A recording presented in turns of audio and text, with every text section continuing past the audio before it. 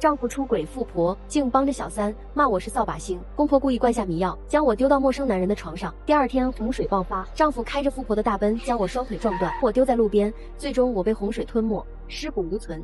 在睁眼，我重生丈夫出轨这天，这一世我决定手撕黑心公婆全家。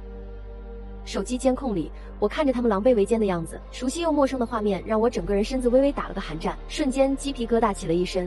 我重生了。一阵电话铃声将我的思绪打断，刚接通，电话另一头的婆婆就冲我咆哮：“马上都下午1点了，你怎么还不回来做饭？”我慌张地跑下楼，恍惚间记起来，现在距离洪水爆发还有1周。前世就是这样，我在手机监控里发现丈夫出轨，然后气哄哄找上门想要个说法，结果换来的是他不停的殴打。元帅甚至还嘲讽我：“你在这世上只有我一个亲人，你敢离婚吗？”我不敢离婚，因为结婚这些年，我把自己的陪嫁钱基本都贴补到公婆和元帅身上，所以说白了还是不甘心。可我又怎么能斗得过富婆宋雨涵、元帅重前轻妻的本性？直到我被洪水吞没那一瞬间才想通，既然重生，我断然不会让悲剧重演。公婆家的房子买在7楼，在同一栋29楼，我也有一套房子，那是父亲留给我的。我超级想把这批物资送到29楼，等洪水末世来临自己留着用。但是现在不行，陪嫁钱都被元帅捏在手里，我必须想办法把这笔钱拿回来，否则光凭那10几袋大米和蔬菜腊肉，我不知道能不能挨过末世。毕竟前世末世刚开始我就嘎了。我掐准了时间，让拉货师傅把物资送上7楼，最后自己才上楼。一进屋就撞上打扮的花枝招展、香水味浓得熏人的宋雨涵。这位是……她似乎刚准备走，结果迎面装上了我。我装作不认识她，将疑惑的目光看向一旁的丈夫元帅。元帅轻轻咳嗽一声，尴尬解释：“他是我朋友，过来借点东西。”借东西？我看是借子孙带来了吧。我没有揭穿他出轨事实，所以元帅依旧还在伪装自己好丈夫的人设。宋雨涵先唇冲我点头，她眼底的笑容带着意味深长，冲我点了点头，随后便出了门。送货师傅上门，给了元帅处理出轨的缓冲时间，让我完美错过把他抓奸在床的戏码。看着他一副松了口气的样子，我心里冷笑。一旁坐在沙发上吃车厘子的婆婆满脸不耐烦：“咋的？门口有钱啊？还不进来去厨房做饭？你不知道我胃不好，必须按时吃饭。”是了，家里冰箱那么多现成的，剩菜剩饭热一下就能吃，就能填饱她那破败不堪的胃。但是她没有，懒婆婆如今胖的都冒油，满脸横肉。我笑着应和：“好的，妈，我现在就去给你做。”随便热了点剩菜剩饭，我端上桌。懒婆婆依旧坐在原地不肯动，还指使我：“你眼里难道没活儿？看不到我腿脚不方便，不会给我盛一碗饭？打点菜过来。”我依旧笑呵呵，按照他的意思来。元帅大概是干了体力活，他就像饿狼一样趴在桌子上狼吞虎咽。倒是懒婆婆，她只吃了一口饭菜，就露出嫌弃的目光：“怎么全是剩菜剩饭？”说完就把盛满饭菜的碗狠狠摔在地上，只听啪的一声，酱油混杂着米饭铺了一地，原本干净反光的地板顿时油腻不堪。元帅也反应过来自己吃的是剩菜剩饭，他后知后觉道：“怪不得吃的味道不正宗，老婆你怎么搞剩菜剩饭？我妈胃不好。你又不是不知道，我不是给你钱让你买菜买米了吗？”我有点想笑，他们天天吃新鲜饭菜，最后把剩饭剩菜让我吃，还告诉我要节约。如今不过才吃了一顿，就开始说着说呢，前世的自己是有多傻，这么明显的区别对待，心里还想着为他们考虑。看着这对狗母子在等我的回复，我这才皮笑肉不笑的解释：“老公，妈，儿媳妇，我也没办法啊，现在外面都在哄抢生活物资，柴米油盐那些价格贵的离谱。而且那些黑心师傅也顺势加价，你们给的钱我只能采购这么多，后面买不了啊。”懒婆婆气得直接从沙发上蹦起来：“什么？1000块钱你就买这点东西回来？你要气死我吗？”突然砰的一声，房门被人用蛮力灌开，回头一看，是一脸郁气的公公回来了。他爹怎么生这么大气？发生什么事儿了？懒婆婆连忙起身走过去，反手将门关上，又凑到公公身边，讨好般问他：“哎，别提了。”公公有些嫌弃的将懒婆婆伸来的手甩开：“下游的洪水已经蔓延到我们这个区，公司为了形象工程，让我想办法分出一个房子来，还要共吃共喝。”他的父亲在公司上班，不仅年收可观，还有1年就退休，到时候每个月的养老金都有上万块。所以一听到父亲说到面子工程、形象工程，立马坚定地站出来表示：“爸，你的事就是我的事儿，这样吧，让林夕把她的书房收拾一下，让出来不就行了？”公公瞪了他一眼：“你是真蠢还是假蠢？洪水要是爆发，咱家都自顾不暇，哪有精力去照顾别人？”元帅转了转眼珠子，似乎是想到了什么，让他格外兴奋：“爸，要不然就让他们住29楼，林夕不是在29楼还有一套房子吗？”元帅居然打起了我房子的主意。公公若有所思的点点头：“这样也好，不过咱家拿不出多余的生活物资。”这简单。元帅从口袋里掏出一张银行卡，塞到我的怀里，又转头对父亲说：“让林夕去29楼照顾他们不就行了？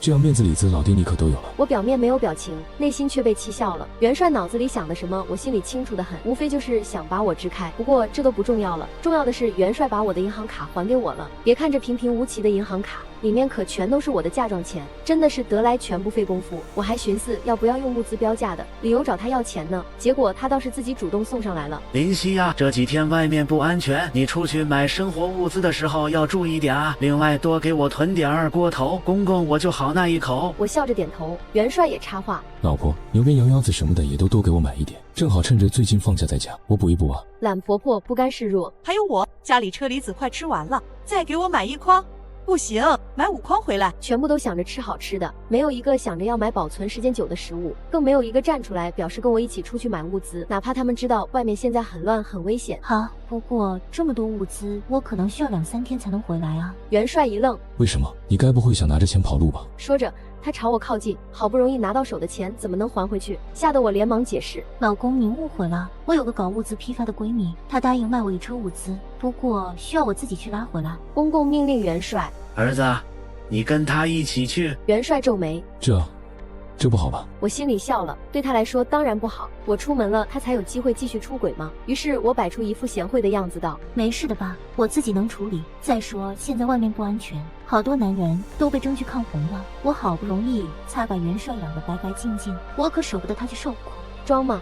谁不会呢？果然听了我的话，元帅脸上的笑容更盛了。拿着家里人给的钱，我安全离开。我的想法很简单，自己囤积物资，自己一个人享用。公婆一家人我一个都不想管，我倒要看看没了我伺候，他们一家人能把日子过成什么样。银行卡里的钱全部都被我取出，用来购买物资。外面的雨下得超级大，真的就像是有神拿着盆在天上往地下倒水一样，路上的水位已经淹过膝盖，这让我有些着急。路边的广播不断的重复播放，无非就是安抚民众，呼吁每个家庭的男人都出来积极参与抗洪救灾。这种级别的大雨，车子根本没法行驶，启动就熄火。不过聪明的人们还是找到了办法，那就是用皮艇或者自制小船。一些有商业头脑的超市老板靠着提前进货充气皮艇都赚翻了。我也顺势买了一辆充气皮艇，前往城市上游购买生活物资。我没有撒谎，闺蜜确实给我备了1车生活物资。前世的我将这批物资送回家之后，第2次发现元帅出轨，他抢走物资后把我赶出家门。第2天我去维权路上，被他开着高底盘防水大奔撞断了双腿，最终被洪水猛兽吞没。我不知道这一世重生是记忆的幻想，还是真的重生。这种事情发生在我身上太过于离奇，就好像做了一场世纪噩梦一般。可我知道的是，自己是死过1次的人了，很多事情都看开，更不会害怕。所以5天之后，我赶回来了，并且花重金请人把所有物资都搬上楼，送到29楼。这批物资除了食物和水之外，还有发电机，甚至还有一杆民间自制的双管裂喷。不得不佩服我这闺蜜，她准备的倒是齐全。距离洪水末世爆发还有2天，外面的暴雨更大了，水位更是从直接的膝盖位置直接瞒过头顶。如今所有人出门都必须乘坐皮艇，菜价暴涨，停电停水，就连乘坐皮艇每分钟都要收200块，1分钟200块，这是什么概念？像我这种打工仔，一天不停的工作，也就200左右的收入而已。而那些有皮艇的人，只需要1分钟就可以赚到别人1天的工资。要知道，皮艇不仅仅只能坐1、2个人，公婆家一直都有监控。原本是他们为了防止我在家偷吃偷懒，用来监视我的，没成想如今成了我看他一家好戏的唯一途径。我打开投影仪，将手机蓝牙连接，寻了个舒服的姿势，靠在窗边沙发上。这么久没回去，也不知道他们日子过得怎样。点开监控 app， 我先调了卧室的监控。让我意外的是，宋雨涵居然还没走，不过她似乎和元帅闹起了矛盾。雨涵，你放心，上线时间，林夕应该快到家了。等他把足够的生活物资带回来，咱们就不用挨了。宋雨涵刮了他一眼，随即将他推开。不行，我要走了，再不走就来不及了。是了，宋雨涵是富婆，她肯定也得到消息，前线的抗洪行动快扛不住了，所以她想跑。雨涵，现在外面很危险，到处都在哄抢食物，只有在家待着，乖乖等林夕回来才是上策。你虽然有钱，可终究只是女人，万一被人欺负了，我会心疼的。我摇了摇头，又将监控调到客厅。客厅远比卧室要热闹得多。公公为了迎合公司领导所谓的面子工程，还真把一家子难民接回家了。出生之前，我就喜欢在冰箱里攒食物，有每日必要的猪肉、牛肉，还买了不少冻肉、腊肉，以及一些包装面食。除此之外，冰箱深层还有逢年过节我亲手做的粽子、饺子一类的剩余食物。按照估计，冰箱里的这些是够他们一家子吃半个月。可如今收了难民，那最多只能坚持1个星期。公公为了面子，对难民那是有求必应。想吃什么自己去冰箱拿，都是一家人，别客气。难民可不跟他客气，把冰箱里好吃的食物率先吃了，就连懒婆婆藏在冰箱深处的车厘子也没有幸免于难。懒婆婆最爱吃车厘子，当她打开冰箱，发现自己最爱吃的车厘子也被人吃了，她整个人的心情都不好了。原本对难民一家还算客气的她，如今是找到机会就开始冷嘲热讽。公公好面子，自然会拦着懒婆婆，两个人明面上和难民一家有说有笑，可进了屋之后就开始破口大骂。懒婆婆气得不行，公公也没好气的，忍一忍吧，等儿媳妇回来就好了，到时候分他们点食物。我又将监控调到客厅，说是一家难民，其实就是父子俩。两个人看着宋雨涵穿着清凉衣物，在屋里屋外来回走，眼冒绿光，可对上宋雨涵冷漠的眸子之后，又立马低下头，不敢与之对视。真有意思啊！我笑了，不知道当洪水彻底爆发，秩序崩塌，断水断粮之后，这对父子会不会做出什么过分的事呢？不禁有些期待起来。我拿起手机，拨通了元帅的号码。如何报复一个男人才爽？在他满怀期待的时候，无情挑破他所有的希望。刚打通，电话里就传来元帅近乎咆哮的声音：“老子 T， 俺给你打了几百个电话，怎么现在才接？”我皱眉，拉开手机与耳朵的距离。他又隔着电话说：“生活物资带回来了没？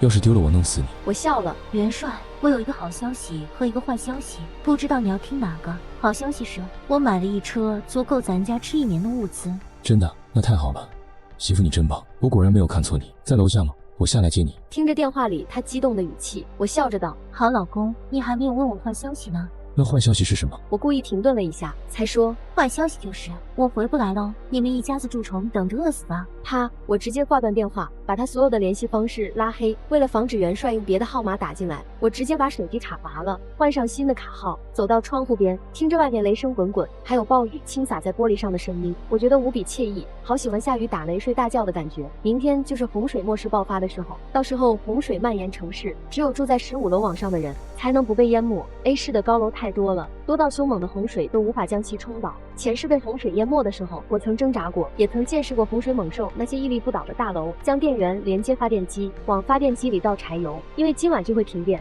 觉得还是不够妥。我又用报纸把防盗门的猫眼堵上，房间大门我找工人做过改装，无论是防拆防撞，都达到银行库门级别，除了我的指纹，谁也打不开这扇门。盖上猫眼，就是不想外面的人通过猫眼发现屋内还亮着灯。双重保险吗？灾难一旦降临，人才是最恐怖的。我一个弱女子，守着这么多是食物和生存资源，很容易被人惦记。睡觉之前，我打开监控看好戏。元帅已经把我背叛他的消息告诉公婆，懒婆婆气得满嘴喷粪，脏话连篇。公公则是皱着眉，他把元帅拉到一边，小声问：“你是不是出轨宋小姐的事情被林夕发现了？”不可能啊！元帅摇头，我一直处理得很小心。公公叹了口气，现在麻烦大了，宋小姐可是咱公司老领导的女儿，我本想着把她限制在咱家，安然度过这次灾情，到时候老领导必然感谢我，后面我也好顺势把你搞到公司。现在这情况，咱必须要把那对父子赶走了。我很意外，怪不得前世宋雨涵在家里出轨元帅，公婆都不阻拦，甚至还帮着元帅一起对付我。原来打的是这个算盘，打铁还需自身硬。元帅跟他的名字一样，长相的确没得说，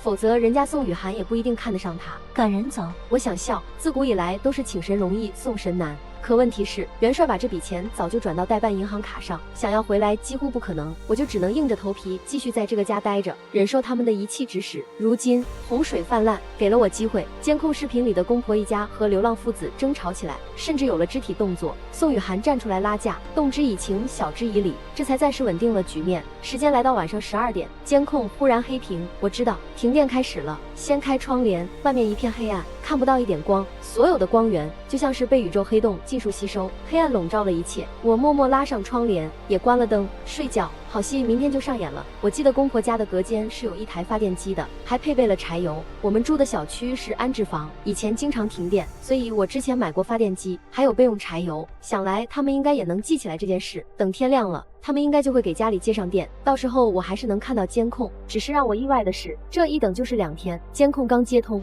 屋子里就传来争吵声。元帅，你到底是不是男人？就这么看着我被人欺负？屏幕里有3个监控画面，我第一时间切到元帅卧室，房间里的宋雨涵没有了往日的从容，那贵气的脸蛋上充满了伤痕，身上的衣服更是凌乱不堪。反观元帅一头包，活像是被人暴扁了一顿。雨涵，这不能怪我，谁晓得这狗父子半夜会闯进我们房间？昨晚我拼命反抗了，但是没用。我知道宋雨涵一定是被流浪汉侵犯了，前世就是这样。停电的第1天晚上，流浪汉父子摸着黑进入卧室，欲行不轨之事。元帅为了保护宋雨涵，眼都不眨一下的把我推出去当挡箭牌，无论我怎么恳求，都无法摆脱被侵犯的命运。这一世，我提前跑路，最终宋雨涵吃到了苦果子。我今天必须走，你不要再劝我了。宋雨涵要被气疯了，她起身夺门而出，我连忙切到客厅画面。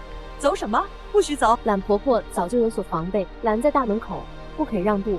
你走了，我们怎么办？我有些诧异，如今的客厅里，公婆家和流浪父子一家的站位有些微妙。流浪父子坐在沙发上，肆无忌惮地吃着冰箱里的剩余食物，旁边是跪在地上被五花大绑、满脸淤青的公公。懒婆婆头发凌乱，看向流浪父子的时候，眼底还有着惧意。放大监控画面，我这才注意到她身上的衣服也有破损，胸口的衣领已经被撕裂，露出一大片。这对流浪父子还真是禽兽不如啊！老的搞了懒婆婆，小的搞了宋雨涵。反观袁家父子，老子被绑着，小的怂货低着头不敢说话。姓袁的，把他给我带过来。流浪儿子打量着宋雨涵，眼底的邪恶笑容不加掩饰。他手里拿着屋里唯一的菜刀，没有人敢反抗。宋雨涵求救的目光看向元帅，元帅却低头不敢对视，但他还是小声朝着流浪儿子嘀咕了一句：现在是法治社会，就算外面现在有灾情，难道你就不怕灾情过去之后，警察找你麻烦？威胁我？流浪儿子笑了，老子就是从下游逃难过来的，洪水漠视了大哥，还跟我讲社会秩序呢。说着，他拿起一旁明晃晃的菜刀，他就是新秩序，怎么的？已经少了一根手指了，还想再断一根？我这才注意到。元帅右手少了一根小拇指，宋雨涵伤心欲绝。元帅，我真的看错你了，没想到你这么怂，明明比他壮比他高，却连反抗的勇气都没有。说到这里，宋雨涵似乎是想通了什么，竟主动朝着流浪儿子靠过去，挨着他身旁坐下。你要是帮我杀了元帅，以后我就跟你了。